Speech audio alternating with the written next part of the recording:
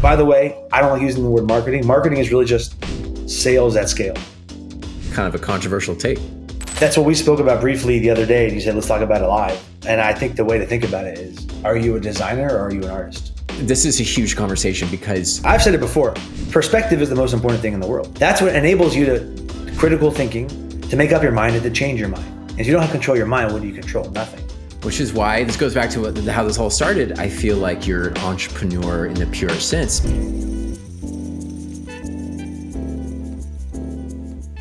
Hey, everybody. I am back with another great episode.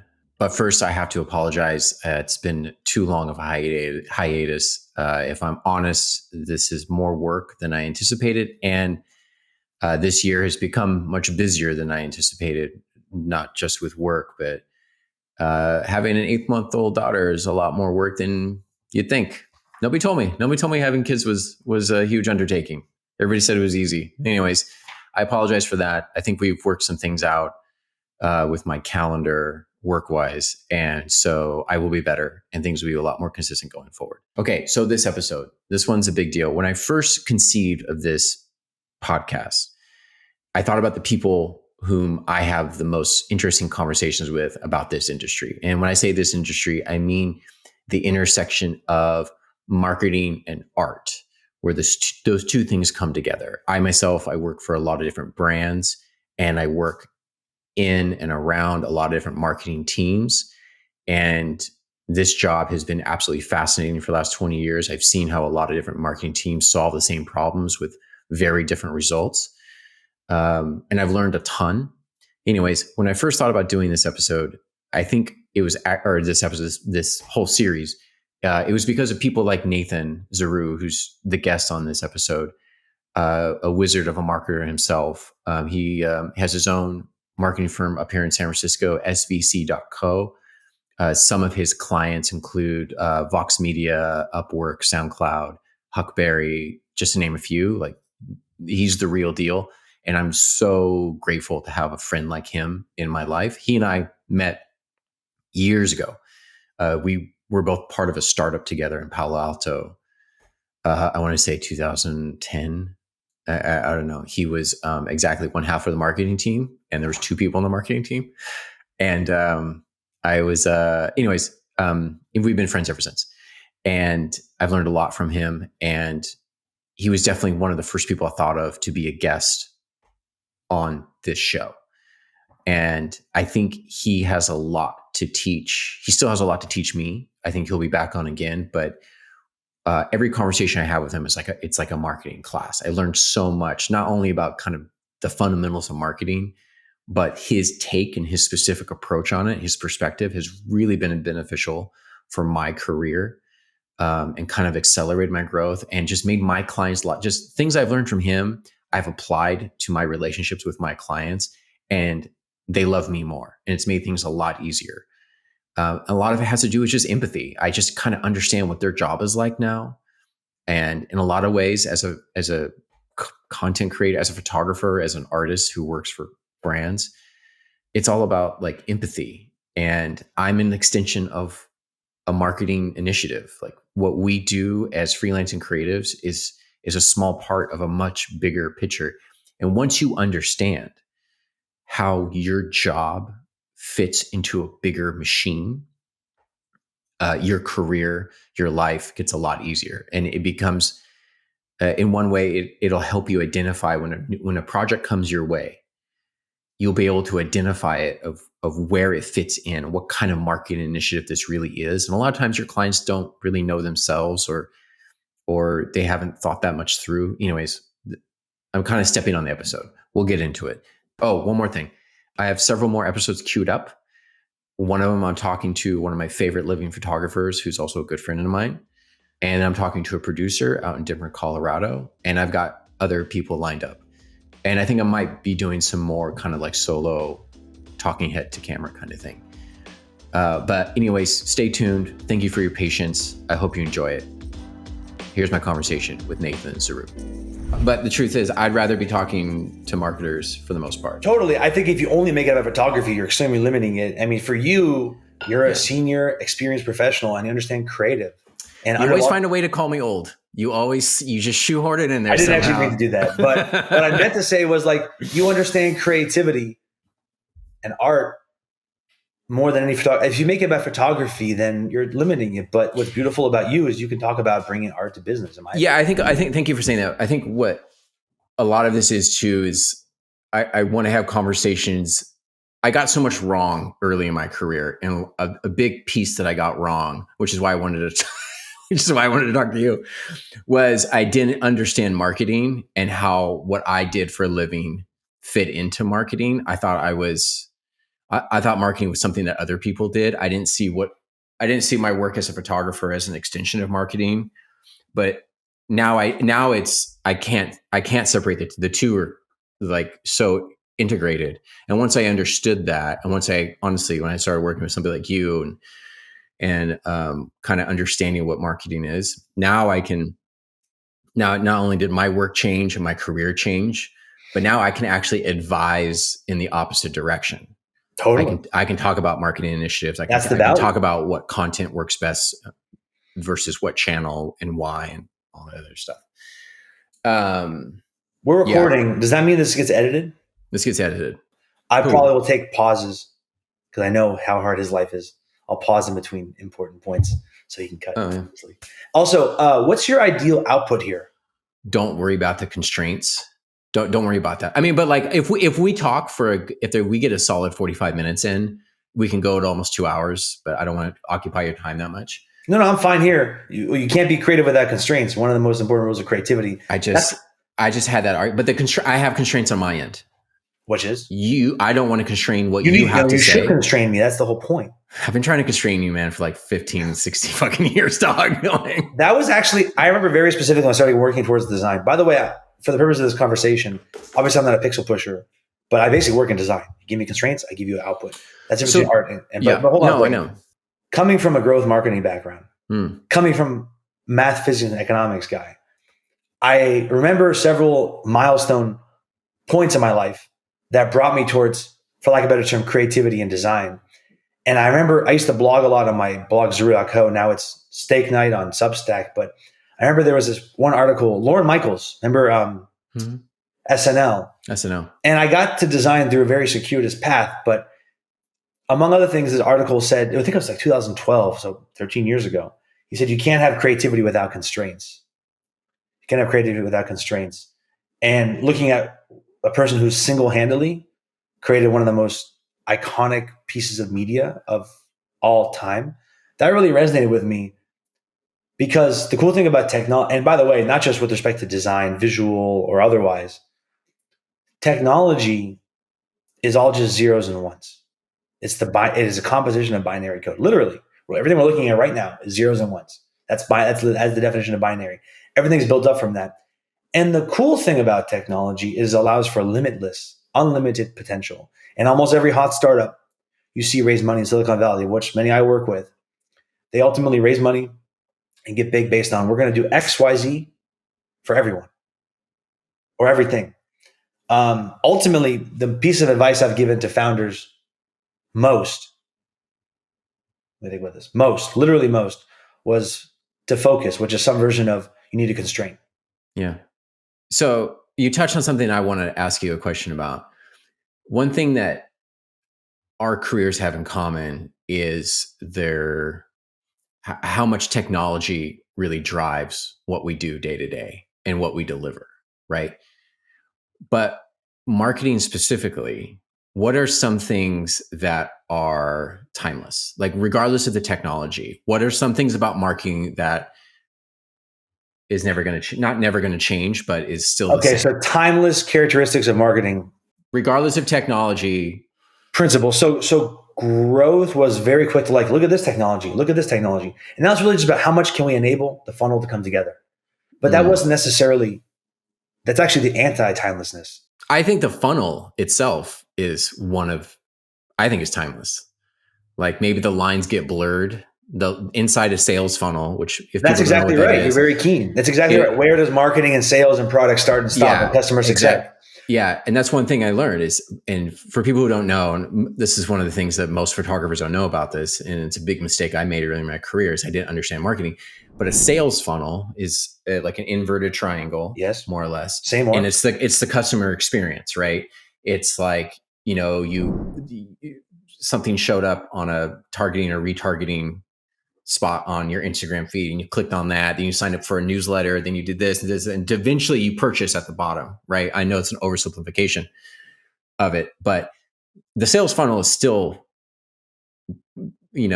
super. It not only is it the same experience, not the same experience, it's the same goal, right? Right, revenue. And it, you know what I mean? Yeah, the result, the desired result is basically still the same. Is Correct. To take what's in your pocket and put it in my pocket. Okay, that's an interesting way to think about it. But yes, to make money for the business, sure. And it's all kind of still mapped on human behavior. That's the other thing I was going to mention. So you asked me what's timeless. I talked about growth marketing, which I think you asked about earlier. So I wanted to give some of the context. I have opinions about growth marketing. I would love to hear. I don't think you want to hear them. I'd love to hear what you have to say. So basically, the funnel is absolutely timeless. We cannot disprove that to be true. It is literally, all it really is why, by the way, why is it a triangle and why is it inverted? Ooh. Let me ask you a question. If you go ask 10 people to try something, to buy something, to swipe, to click, to subscribe, to purchase, will you get 10 people to do it? Yeah. And the answer is, you will get less than 10 people to do it. I would say you get fewer than 10 people to do it. But fewer, yes. There you go. Every step of every ask you have, if there was a conversion rate, let's not get into vocab words today, but conversion rate is of the people you ask to do something, how many people actually complete that action. So that's conversion rate. You can apply that to every stage of the funnel. We don't have to go to funnel 101, but the point is no one's going to, never is 100% of people who opt into the thing you're asking them to do. So which is why it starts with a lot of people and then it goes down. So the Super Bowl is this Sunday. I don't want to date this podcast, but the Super Bowl is tomorrow. And I was on the Google Assistant team, let's say. I was on the Google Assistant team in 2018 and 19. And we did Super Bowl commercials, right? And I did Super Bowl commercials. That's and awesome. So if you think about it this way, it was a branding thing, but let's just say it was direct response. Go to Google Assistant and ask X, Y, or Z. Something like probably hundreds of millions of people saw the Google Assistant ad that day. How many of them actually went and said, hey, Google, order me some Chinese food. Hey, Google, turn on lights. Very few. So there's various steps to the funnel. That's the idea of a funnel. So the funnel is timeless. And I would say the other thing about marketing that's timeless, by the way, I don't like using the word marketing. Marketing is really just sales at scale. We can all understand sales. It's kind of a controversial take. Yeah. That's actually maybe. Yeah. I would have to chew on that some more. I mean, you're the expert. What do I know? But well, let me ask you a question. Everyone knows what sales is. What's sales? What's sales? It's persuasion. If you're in sales, your job is persuasion. Your job is to affect an outcome that wouldn't have happened otherwise. Okay. We all understand it, whether we're good at it or not. It's on a call. It's in a text. It's face to face. You're right. Okay. I see where you're going. Okay. So I see where you're going with that. Without the intervention of the salesperson, that outcome wouldn't have happened. A purchase, a swipe, a click, a transaction. Okay. All the marketing is, to your point on marketing earlier, is doing that on a bigger level. Yeah. Okay. But not everyone is involved with the literal buy now, transact. It is. It is. And this is kind of, it's analogous to like a corporation structure, right? Okay. It's because you've got the sales and business end, and those people's offices are always on the same, like they're usually like the CFO's office is over there. The executives are over there. Okay, say more. I'm hearing you out. Let's go. Right. And then if just in the offices I've been in where has to be some kind of creative department. Where are they? In the basement? They're fucking, yeah. They have the shittiest floor. They're the shittiest corner, but in between, literally physically and philosophically, is marketing. Marketing is maybe more of a bridge between sales and not creative. It's more than creative, but then the actual thing. Yeah. So my premise is, I see what you're saying. I can't disagree with that. My premise is basically it's the sales operation at scale. Here's the thing about marketing. With respect to departments and regular companies, most normal companies I've worked with at this point, dozens or maybe hundreds as a consultant. I know you have as well. Marketing might be as a term, as a function, as a department, perhaps the most widespread and diverse. On one day it's Google ads, other day it's events, other day you're paying influence, other day you're doing photography, other day doing website and product development. Like it's Dude, very diverse. yeah, you don't need to tell me that. Right. A lot of freelance photographers, our clients are the marketing team at these Right. brands. And Right. so I'll tell you, no two teams work the same. Right. Right. And they all have the same problems that they're trying to solve, and they go about it a different way. And a lot of that too has to do with what brand you're actually working with. Some brands have more freedom than others, but you get 10 marketers in a room. They all Correct. do their We're jobs all are totally different people, different. all different specialties. Yeah, yeah. So when somebody works in marketing, it's like, I don't really know. That could still mean 1,000 different kinds of jobs. So yeah, really diverse, really big, really broad, really important. Like if you get that structure wrong in your marketing team, there's no point. There's like I don't care how good your product is, like. Well, here's the thing. I don't want to be too controversial too early on, but Cool.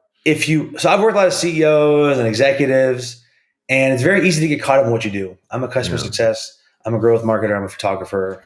Yeah. The point of I don't really want to get too capitalistic. I do believe in capitalism, but it's not even necessary to talk about capitalism to understand this. The point of a business is to make money.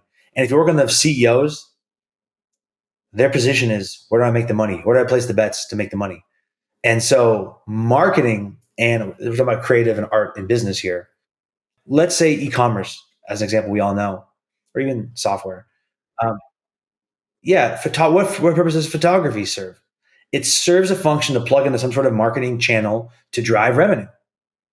And here's the crazy thing: if they could do it without you or any other thing else, they eventually would, right? They're currently doing that. Well, let me volunteer myself. I specialize in my company, Silicon Valley Creative, specializes in websites and videos, right? But like, how important is a website when you could just go in a chat box, chat GPT, and talk back and forth, right? So the nature of customer interactions are going to be collapsed and consolidated towards interfaces with AI, which for the most part right now is chat and voice. So I'm not saying photography is going anywhere or websites are going anywhere, but the nature by which people interact, and it'll adapt to serve the medium it lives in, right? Yeah, and when I clued into that more, and once I accepted the hard truth, because I went to school, I majored in philosophy and art. Like I was going to be like this. I mean, that's what really kind of drives me. I mean, that's just who I am as a person. And I wanted to, with the photography thing, I shot weddings in college, and like I just always had a camera in my hand since I was 14 years old. I was like, I got to find a way to turn my interest into a career. That seems like a good challenge. I would like to do that. It seems like a good life. And I went into it as an artist solely. And I was rejecting the sales. I was rejecting the fact that my job was to support transactions. My job. And so but once I clued into that, once I accepted it, I was like, okay, I need to learn what marketing is then. Like I read some books. I started asking questions. My clients, I would just ask questions to them. I've learned a lot from a lot of cool people. And once I clued into that, I would literally say to my clients, and anybody knew, like during a photo shoot, I would let them know, like, hey, my job here is to move product. That's my job. I'm not the only person whose job that is, but at the end of the day, I'm trying to help I'm trying to get you to move product off those shelves. And that is not lost on me. That's not my compass, but it's a guiding principle when putting a photo shoot together, is understand. And that's impressed some people. They're like, oh, wow. You know what I mean? And it's not that I'm super smart. It's just that I'm not afraid to talk about it. I actually enjoy talking about marketing now. I totally see like the kind of intellectual layer and the strategies, whatever, and all that other stuff. But I've told them that. It's like, I get it. My job is, let's move some product. We can you know what, you want to work in a couple extra looks today? I think we can make it happen for you. Do you know what I mean? Or let's take our time with this one, because I know this thing is important. You bought a bunch of SKUs. You bought deep into this SKU. So let's make sure we get this right then for your whatever marketing asset you need. That kind of thing. And just having that empathy. That's really what it is. Like as an artist who works with brands, you have to have empathy for your client's agenda, Yeah. Yeah. And people respond to that. People You know what I mean? Like they're like, oh, you get it. At least you get it enough. And they just love you that much more. One thing I found really interesting, though, what you said, and you've actually in previous conversations, when we've kind of were comparing notes and how we were running our own freelancing career, one thing I thought was really interesting is that not only is it common for you to have a direct line to the CEO or have a conversation with the founder or Yes, I work with whatever, earlier stage companies, but yes, definitely. but that's where you want to be. That's where I Right? want to be. That's where you want to be. That's where I recommend being. Yeah. For me, if a founder or CEO is the one who emails me, like, hey, like, Nate told me about you, said you were great, whatever. And if they're the founder CEO, that's a huge red flag. Because why? This CEOs don't need to be talking. CEOs don't need to be talking to photographers. You know what I mean? They need to have people who do that for them. Right. It means they're micromanaging the process and not. No, it's people. More likely than not, they don't have the manpower. There's no, it's like they don't have budget. They don't have budget for you. Well, it translates into a budgetary problem sometimes. Granted, but it's more like this. Yeah. This is a specialty. There at least be 1, 2, 3 people in between you on the flow chart. You know what I mean? Not that I don't want their input, but I should be talking to a producer or an art director. In your world, director, definitely. Somebody who speaks my language, and the communication is just a straight line, more of a straight line. And if I'm talking to the founder, it's fine. It's actually worked out for the better in some cases. That's not always the case, though. That's the exception to the rule. But there's just a ton more client education and budget. They have a huge fiduciary responsibility to stretch every dollar. You know what I mean? And whatever, it doesn't matter. It's an uphill battle. It's interesting because it's an uphill battle. That's what we spoke about briefly the other day. And you said, let's talk about it live, and I think the way to think about it is, are you a designer or are you an artist? Yeah. Why am I really in this? Right. Like, am I trying to build a company? Am I trying to be a company, or am I trying to be the individual? That's what I'm coding this question gunslinger. As. That's what I'm coding this question as. Yes. This is a huge conversation because this is it. Because gloves are off. No. Like, I used to brand myself as like a one-man agency, and I used to subcontract out a photographer and a wardrobe stylist. Oh, so you have done that before? Good. I've done that. Yeah, no, I've done that, and I've ran payroll. I've gotten permits. I've did the whole thing, like a little production thing. The ceiling of my client dropped. What do you mean by ceiling? What are you measuring that? The biggest fish I could ever land went down. Huh? Yeah. That's interesting. Because now I'm competing. I feel with agencies, with actual agencies. Right. Huh. That's interesting. And it goes back to kind of like core principles. And I had to re-establish myself, recommit myself as more of an artist. So like, I came out of college and the pendulum was too far on one side. I didn't understand the business. I didn't understand marketing. I was in denial about a lot of it. And then I went really far the other direction, where I was like, oh, I have all these different skill sets and relationships. I could just be this thing, this, in between person. And I did it for maybe close to 2 years. And I just realized, and maybe I'm sure I was going about it all wrong, but my ceiling of clientele lowered. That's interesting. And my margins weren't that much better. What am I doing this for? Like, I wasn't making a ton of money, and it was a lot more management. How long? I mean, how long ago was this, by the way? What year? This is right before COVID. So relatively recently. It wasn't like 15 years ago or anything like that. Huh. Yeah. That is an interesting observation. I didn't think about that speaks to me most was the ceiling of your clients went down because you were competing with bigger fish, basically. However, also your line of work, you are an authentic photographer. You are literally you're a freaking photographer. You've been doing it for a long time. I have never been an artist. That's the second time you call me old. No, you've been doing it for a long time, 20-something years. I have never been an artist, and nor do I claim to be an artist. So I have no ego, and nor do I have a reputation as an artist. I'm a designer. I create solutions for companies with my own skill and with the skill of others. I hear what you're saying. But you create something. You make something. Oh, I create something. That's why design is the appropriate word for sure. That's Well, it goes from 0 to something. 0 to 1. If you can snatch something from non-existence and put it into existence. The art of creation is what it's all about. So you're not, and I'm like halfway through the Rick Rubin book. So it's funny. If I sound a little Obi-Wan Kenobi, that's why. I was just looking at that book the other day. How is it? It's good. If you like Rick Rubin, you'll like the book. It sounds absurd we have to even just talk about this, but I think we should right now because what's going on in AI. Paul Graham had a great essay. I've been thinking this, and he came with an essay October, November, 2-3 months ago.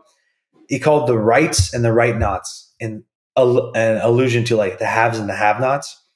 And he wrote the essay. Paul Graham's the founder of Y Combinator. I'm sure you've heard of Y Combinator before. He's a prolific author at this point. The post is called The Rights and the Right. I actually just tweeted it this week because I think it actually is one of those few essays that has severe, real, and immediate implications for people outside of technology in Silicon Valley. Everyone needs to understand this. I tweeted it this week, actually, ironically.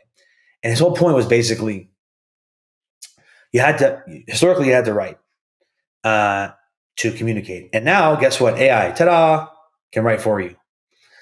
So if you look at, it's like any other technology is going to replace that skill set. But why is this particularly a problem? Well, I have been having a blog on and off for like 15 years now. I told you I went to college to avoid writing. I did STEM, right?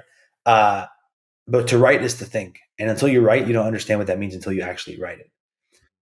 Writing is thinking. And he's saying if writing goes away, that means thinking goes away. And I do agree with that. And he also said basically pre-industrial revolution. I think it's happening. It's already happening in real time. Imagine being a 15-year-old right now or 20-year-old with TikTok, right? So, by the way, he also mentions in the industrial revolution before-ish, people would work physically to stay. I mean, it created the effect of staying healthy. And now we go to the gym or wherever else it might be to exercise and lift weights and work out. Same thing for writing. And I would go one step further to your point is if you take what I said, I don't want to jump around. What I'm saying is we used to have to move and the technology removes our requirement to move. I love moving. I love lifting heavy things. I love running, as you know. So I still move. Technology is taking away our requirement to write. So we're going to lose that. I still write. I will always write, especially more so as the world bifurcates because writing is thinking. So I want to think more and be smarter. And then lastly, you sound like an artist to me, man. Go ahead. Lastly, to the last point, to put the point on this is like, okay, now you can use AI to summarize reading. Yeah. Too long didn't read.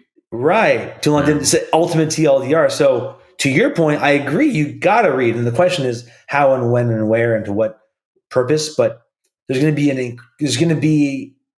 already is a generation of people whose only format of consuming media is like this. Yeah. And that's, I think, a problem. The world will bifurcate more. So your company, SVC, you talked about you work mostly with SaaS companies, startups and whatnot. SaaS, we've done e-commerce, of course, we've done service businesses, but mostly software and AI in Silicon Valley, or Silicon Valley funded. But on occasion, you're in charge of marketing initiatives that you have to hire creatives, such as myself, videographers and designers and stuff. Right? My business depends on hiring creatives like you. Okay, what's the most annoying thing about hiring us?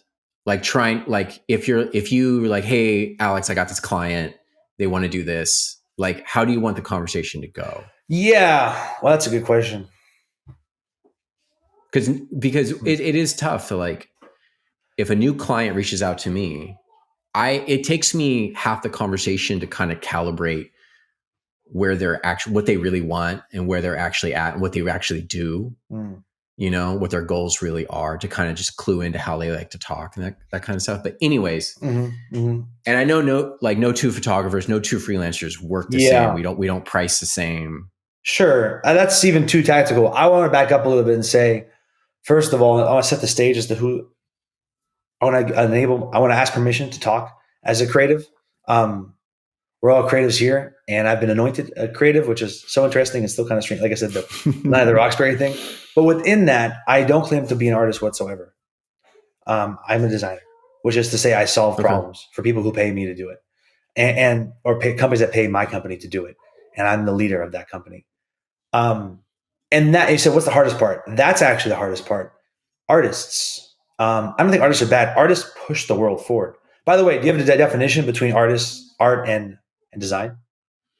Do you want me to come up with a definition I of have a it? definition. I'm curious to hear what your definition is. I've never had. Well, I don't know. I don't have one off the top of my head. But what do you Oh, got? sure. By the way, art could be any medium, right? Of Music, course. visual, whatever it might be. Art is complete if it makes the artist feel like it is complete. Art serves the Okay. artist. Oh, okay. You can Maybe. disagree. Art serves the artist. They do it from their heart. Yeah. Sure. Yeah. They do It it from their doesn't. heart. I don't think it only serves the artist.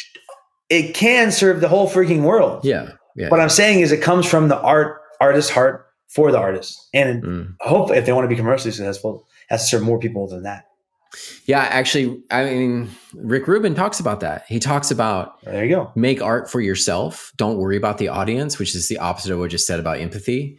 Like, don't try to plead. Don't make that art, is the definition of art, making it for trying yourself. to plead. Like he was talking about good art. He's like, all the good art comes from because it's fearless and authentic. Anthony Bourdain said he wrote the book he always wanted to read about 100% about cooking, about the restaurant industry. Write the song you want to listen to. Take the photo you want to stare at. I could not agree more. That's the definition of art. Separate that from what's commercially successful. It's level of practicality. So I love creatives. If it wasn't for creatives, I wouldn't have a business. All the creatives that listen to me, I'm your perfect compliment. But what I'm saying is often difficult is like, okay, we have this constraint. How can we make it very successful given that constraint? Sometimes they get it, sometimes they don't because they're artists. We have to put the pieces together for a business solution fundamentally. And you got the best artist in the world. Just like on a sports team, you got the best athlete in the world. But it doesn't fit together to serve the goal. I'm not saying most creatives like that. I'm just saying often that is like the light tension, right? Imagine a big personality on a sports team, a big personality in the creative studio. We got to fit together for a goal, right? Some creatives can be absolute brilliant assholes and do their own thing. That's fine.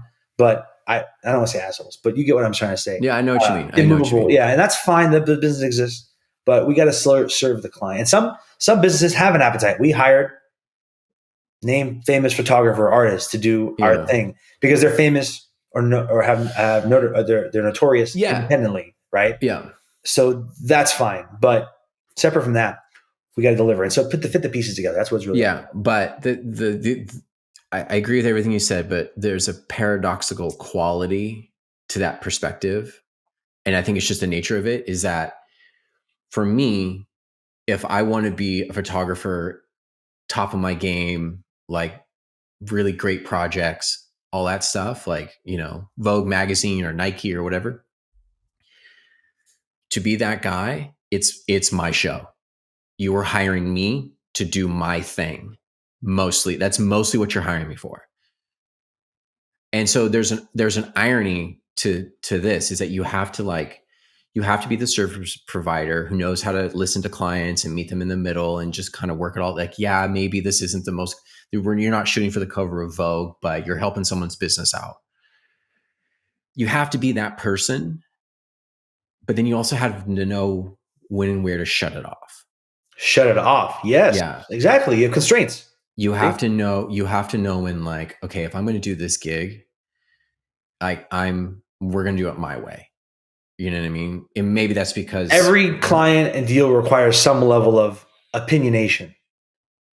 Yeah. Yeah, for sure. And it's not like I'm a dictator, but it's more like it's opinionated.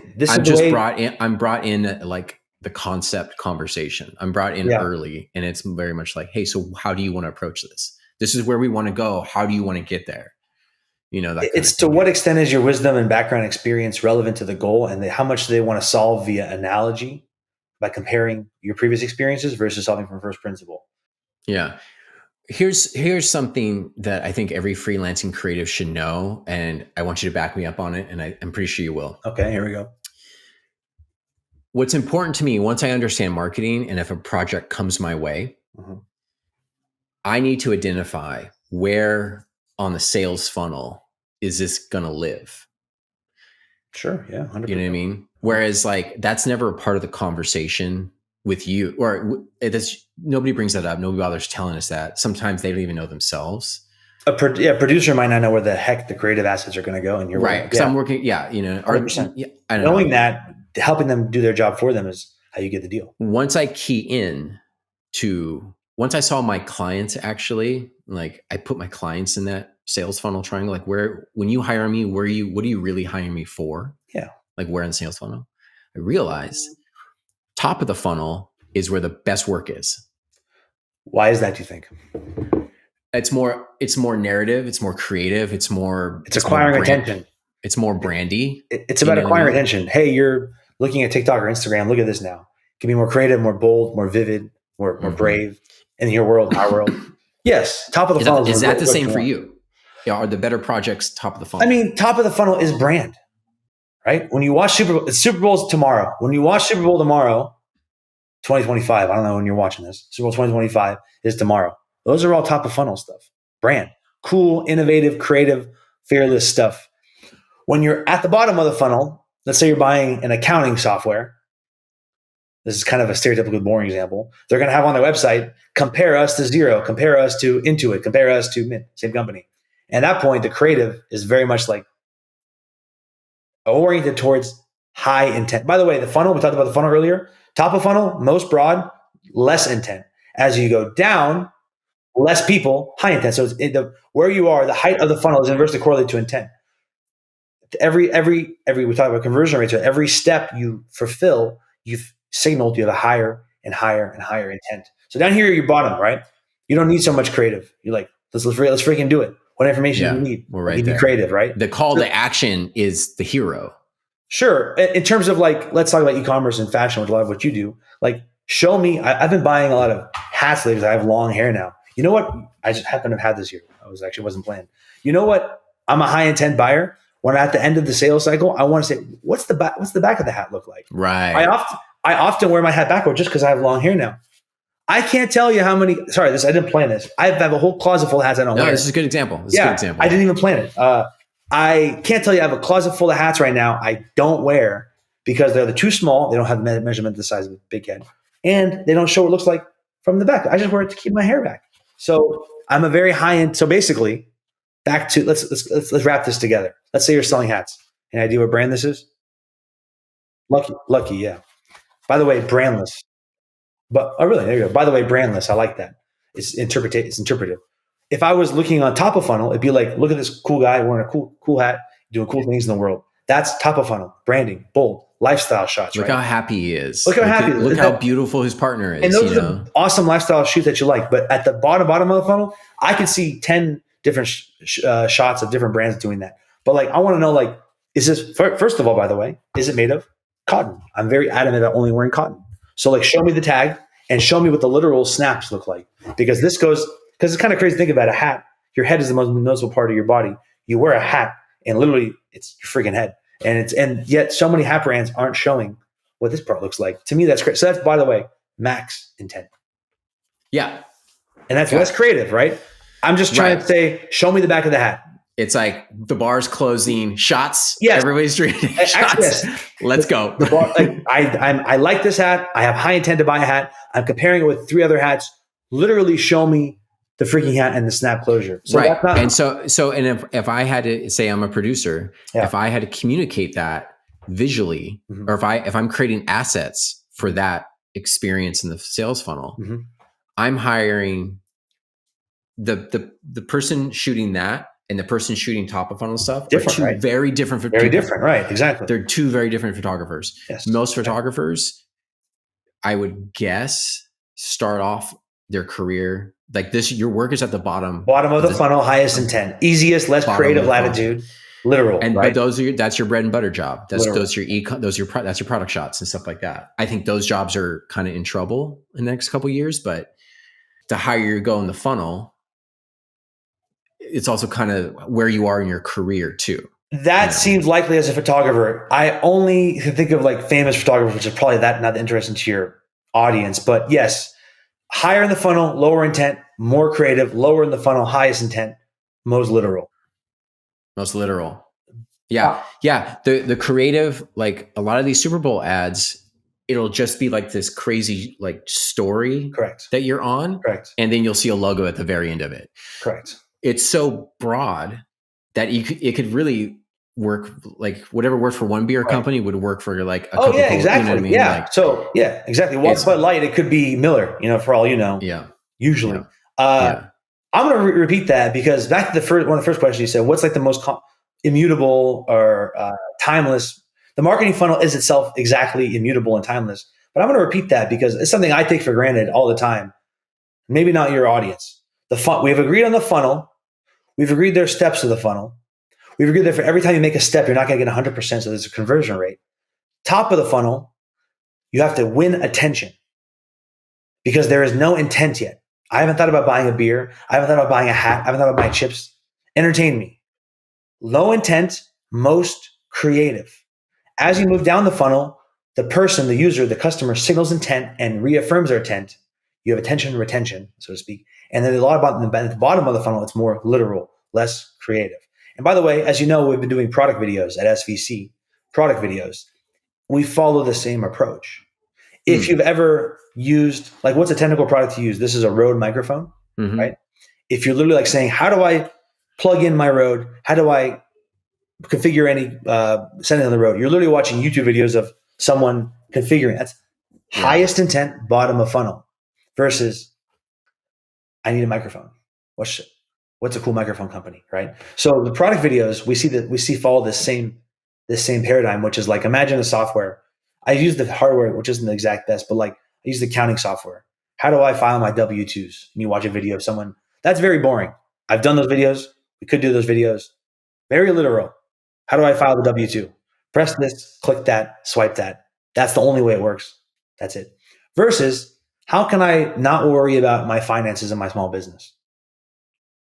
Higher funnel, low intent, right? So the product videos and videos, visual photography follow this exact, to your first question, what's immutable, what's timeless? This. Yeah. And one of the biggest things is the whole reason why I brought it up is because once I keyed into, my job is directly, not only is it an extension of marketing, but the actual image changes depending on where it falls in that experience. You better believe it. You're making intention. The creative. I don't know if I showed you this. I made this big presentation, how to product video recently. I'll send you a link. It's svc.co/pv, svc.co/pv. It's a big doc. It's a how-to guide for anyone who wants to make videos on their own. So you don't need to hire us. And one of the key pillars I have is start with the end in mind. Start with the end placements. This is going to go on Instagram. This is going to be TikTok. This is going to be my e-commerce website, Shopify, right? This is going to be a YouTube 15-second, a 30-second, right? Start with your frontline experts and then work backward to the story and the creative direction. Yeah. So, but okay, you're right. But every time if a new client comes to me, or even an existing client, like we're doing this thing, I'm like, okay, cool. Where's this going to live? Like, where's it going to live? What are we doing? And some clients are like, wait, what does that matter? Oh my God, that's a red flag. I'm just like, that's a red flag, man. Yeah. Because with that producer's going to be like, let's just do the thing we always wanted, and you make it. And then all of a sudden their demand gen team says, how do we put it? Okay, so I don't. Well, let me finish this thought. You make it, and then the demand gen team says, let's put it on Instagram. They're like, what do you mean? We don't have it's a short or whatever it might be. Yeah. And so this is another thing, and this is going to be a controversial take, but if I can flag a project as this is growth marketing, really, if I'm like, okay, this is a growth marketing initiative kind of thing, you use the word growth marketing? What they usually want is a library of images. They don't know exactly what they're going to do with library. Yes. Once I realize, okay, this is a growth marketing kind of thing you guys are doing. So I'm going to put together an estimate based on creating you a library, because hero images where each one has like more of a, you need to make your content like the media's already been purchased for it, and like it's going to fit a certain angle, and like the campaign's already been like dialed in. That is different. Those are usually more fun project. Growth marketing is more like, I'm creating libraries of assets that you can leverage for a year, which is fine, but they get a lot more instead of, it's weird.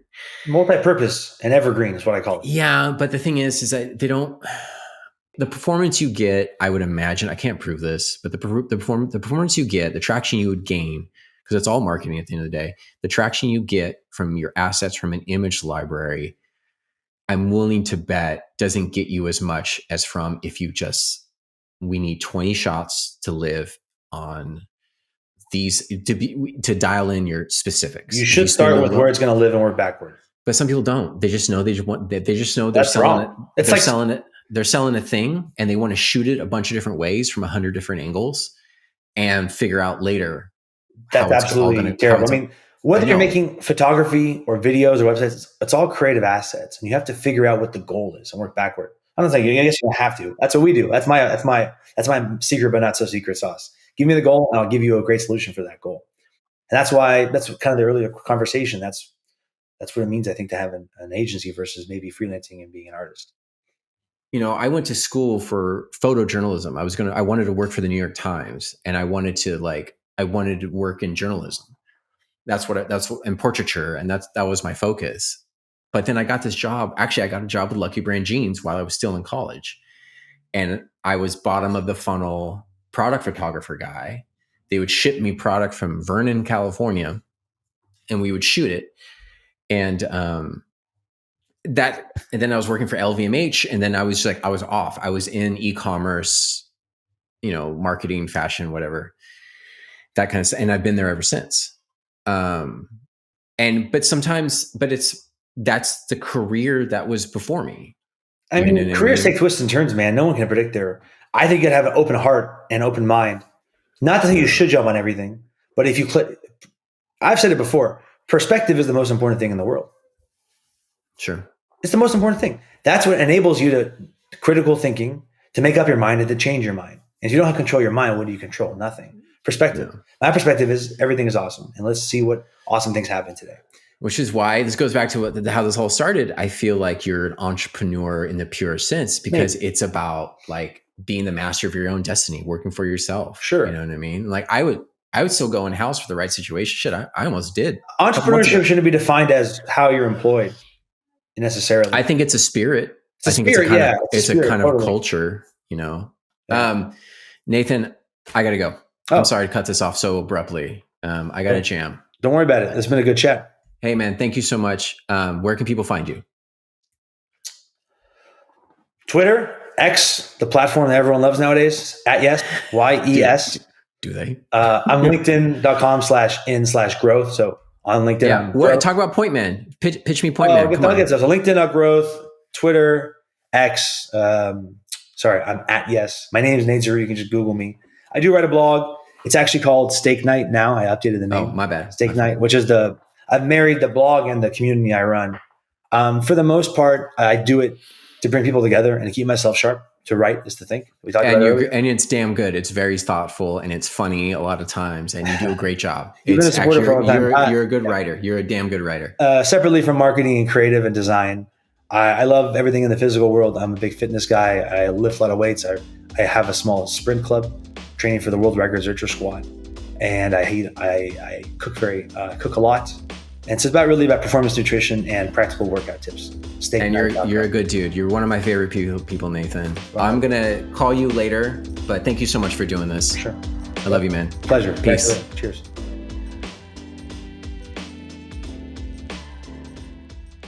Okay. That was my conversation with Nathan. I know it was a little kind of all over the place and maybe even a little vague, but I think just covering the broad strokes are really beneficial. And I hope it informed you enough to start asking questions and digging in a little more into marketing.